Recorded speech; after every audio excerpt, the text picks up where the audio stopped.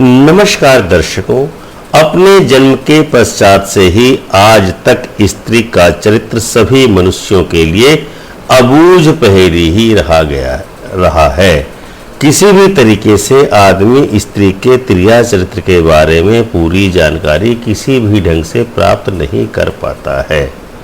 इतना ही नहीं, आदमी का स्वयं का चरित्र भी कभी कभी संदिग्ध होते देर नहीं लगती है। नारी स्वभाव के बारे में अथवा नारी के चरित्र के बारे में संस्कृत में एक सूक्ति आती है कि त्रिया चरित्रम पुरुषस्य भाग्यम देवो न जानाति कुतो मनुष्य, अर्थात किसी भी स्त्री का चरित्र और पुरुष के भाग्य के बारे में देवता भी नहीं जान सकते हैं।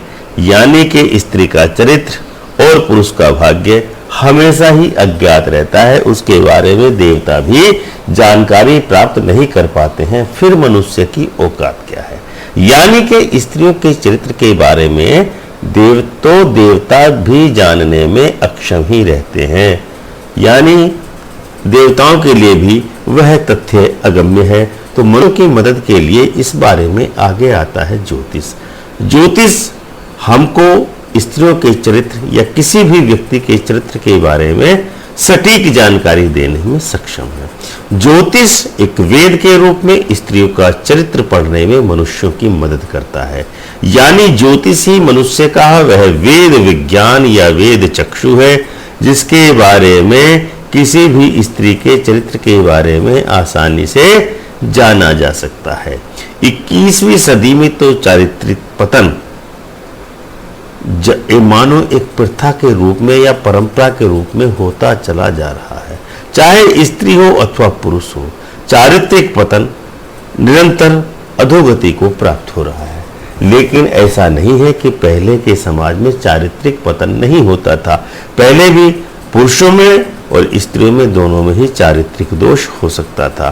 पहले भी चारित्रिक पतन होता था और आज भी चारित्रिक पतन होता है। इसीलिए तो वैदिक ज्योतिष में चारित्रिक पतन के बारे में पूरी स्पष्टता के साथ लिखा गया है।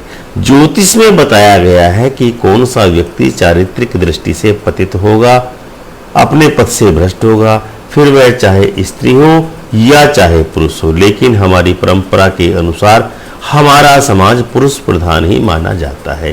केवल पत्नी को ही धर्म पत्नी का दर्जा दिया गया है, पति को धर्मपति का दर्जा नहीं दिया गया है। इसीलिए कहीं भी आपको धर्मपति शब्द लिखा हुआ मिलेगा ही नहीं। धर्म जिंदा है तो सिर्फ पत्नी की वजह से या स्त्रियों की वजह से। लेकिन क्या एक पत्नी दुराचारणी भी हो सकती है? जी हाँ, यदि किसी व्यक्ति के सप्तम भाव में पाप ग्रह विद्यमान हो तो ऐसे जातक की पत्नी दुराचारणी और चारित्रिक दृष्टि से शिथिल ही होती है। यानी कि यदि किसी व्यक्ति की कुंडली के सप्तम भाव में पाप ग्रह यथा शनि, मंगल इत्यादि ग्रह मौजूद हो तो ऐसे व्यक्ति के संबंध में इस ज्योतिष स्पष्ट रूप से कहता है कि ऐसे जातक की स्त्री दुराचारणी ही बनी रहेगी। यानी कि उसके जीवन में दुराचारणी स्त्रियों का ही आगमन सदैव होता रहता है। दर्शकों, अपनी राय से हमें अवश्य ही अवगत कराएं कि हमारा कार्यक्रम आपको कैसा